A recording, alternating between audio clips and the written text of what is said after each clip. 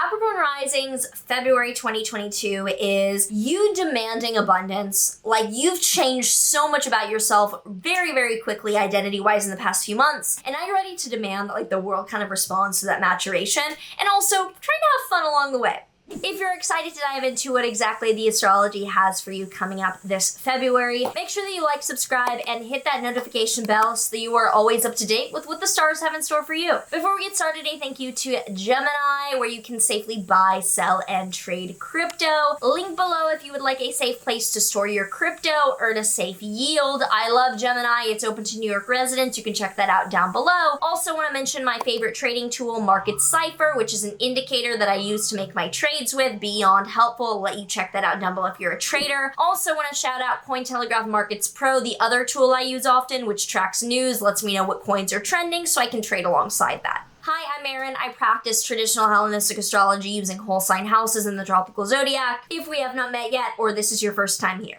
So on the 1st, there is a new moon in your Aquarius second house. New moons are new beginnings, laying frameworks, and given this new moon is conjunct Saturn, a planet of structure, stability, and, having a plan, the second house, dealing with money and finances, this is you setting a new beginning, a new plan for income, for money, like setting the framework for this is my target, these are my expenses, this is where I want to get money plan. Now on the 1st to the 3rd, Venus in your first house will be trining Uranus in your 5th house. Sudden things happening in your dating life, in your creating life, are coming as a result of you getting clearer around your values about yourself. You're like, I've thought about this with Venus retrograde, who I am, what I stand for, what I'm comfortable representing. This is the new, mature, very grounded me. Suddenly, things are changing in your romantic or your creative opportunities. On the 4th to the 5th, the Sun is in conjunct Saturn in your Aquarius second house. Sun is realizations, Saturn is boundaries or a reality check. So you're having a reality check that isn't bad. It's just clarity around the limitations or starting point for you financially that you're going to be building on top of. From the 7th to the 9th, Mars in your first house will be trining Uranus in your 5th house. So the values of who you are clearer now that Venus is direct. And Mars in the first house, for one, Mars in the first house can be a little bit of a physically accident-prone time. It can also be a time of grinding to work out. I know 2 years ago when Mars entered my first house, I really, it was one of the times when like the best weightlifting progress times. I just grinded and it was great. So Mars in the first house, grinding with your identity or your physical appearance to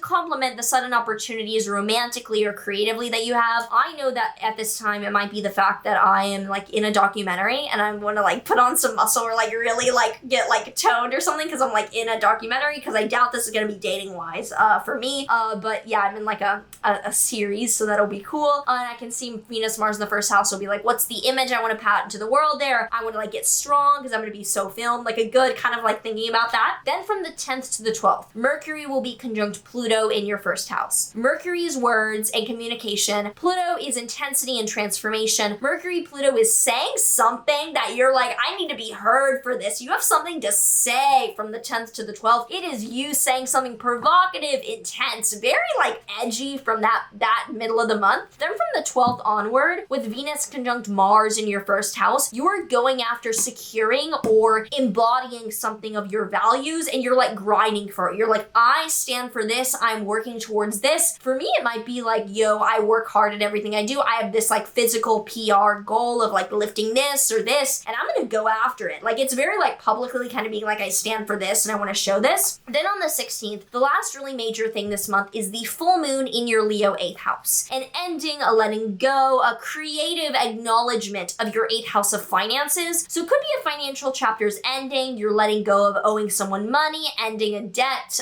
you're opening a loan. Like, it could be something ending financially for you that is not income based. It's more about shared financing or investing, and something is really ending or being known around that time. Any questions or thoughts that you have coming up for you this February, let me know down below. Would love to hear from you. Now, the Oracle deck card that we have for Capricorn Risings this month is Answer the Call. What is your soul calling you to do? This is such Venus now direct conjunct Mars and Pluto in the first house. It's like, what the hell are you called to do? You took all this time to reconsider. You took all the time to backspace, edit, whatever. What the hell are you going to go after now? Like, there's something that you're going after that you're called to do.